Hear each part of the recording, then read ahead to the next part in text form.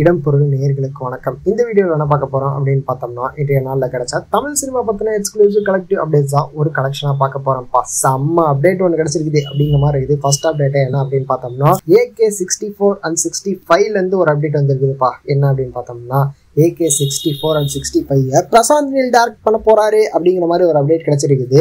இந்த படத்தை Prashanth Neil direct பண்றது மட்டும் இல்லாம AK65 வந்து KGF படத்தோட KGF Part 3யோட லிங்கா இருக்கும் அப்படிங்கிற மாதிரி சொல்லியிருக்காங்க.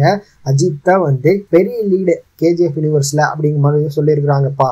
ஸோ இதுக்கான அப்டேட் வந்து கூடிய சீக்கிரமே வரப்போகுது அப்படிங்கிற மாதிரி தெரியுது. AK63 ரிலீஸ்க்கு பக்கத்தில் வந்து இந்த படத்தோட அனௌன்ஸ்மெண்ட் இருக்கும் அப்படிங்கிற மாதிரி தெரியுது. வெயிட் பண்ணி பார்க்கலாம்.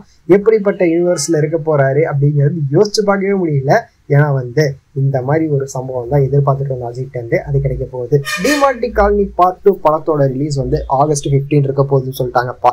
தங்கலான் அண்ட் வணங்கான் இந்த 2 படங்களும் அதே டேட்ல தான் இருக்க போகுது அப்படின்றக்க ஆல்ரெடி நம்ம சொன்னது தான். டிமாண்டி காலனி வந்து அதை உறுதிப்படுத்தி இருக்கிறாங்க.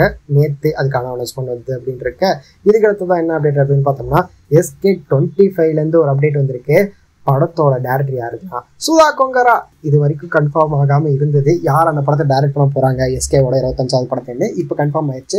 சுதா கொங்கரா தான் டைரக்ட் பண்ண போறாங்க. புறநானு படத்துல இருந்து சூர்யா விலகிட்டனால சுதா கொங்கரா வேற யார்ட்டாச்சும் அப்ரோச் பண்ணவங்க தான் வந்து SK அப்படின்னு இருக்க.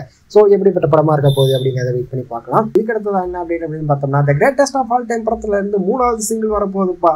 நேத்தா ஒரு அப்டேட் கொடுத்துருந்தோம். ஸ்ருதிகாஷன் இந்த படத்துல ஒரு சாங் பாடியிருக்காங்க அப்படிங்கமா சொல்லி அந்த பாட்டு அடுத்த வாரத்து வரைக்கும் வாய்ப்பு இருக்குது. அதுவாக கூட இருக்க வாய்ப்பு இருக்குன்னு சொல்லியிருக்காங்க.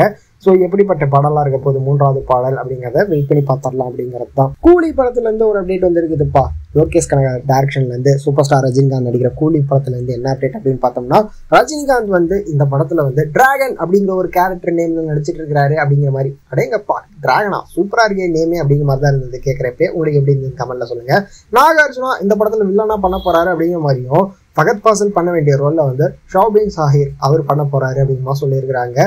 ஸோ எப்படிப்பட்ட ரோலா இருக்க போகுது இவங்களுக்குலாம் அப்படிங்கிறத வெயிட் பண்ணி பார்த்தரலாம் அப்படிங்கிறதான். இன்றைய தினத்தில் பிறந்த நாள் கொண்டாடிட்டு இருக்கிற நம்ம விஜய் ஆண்டனி சாருக்கு ஹாப்பி பர்த்டே அப்படிங்கிற மாதிரி சொல்லிக்கலாம். எஸ், அவருக்கு இன்னைக்கு பர்த்டே, அதனால ஹாப்பி பர்த்டேன்னு சொல்லிட்டு இந்த வீடியோ முடிச்சுக்கலாம்ப்பா.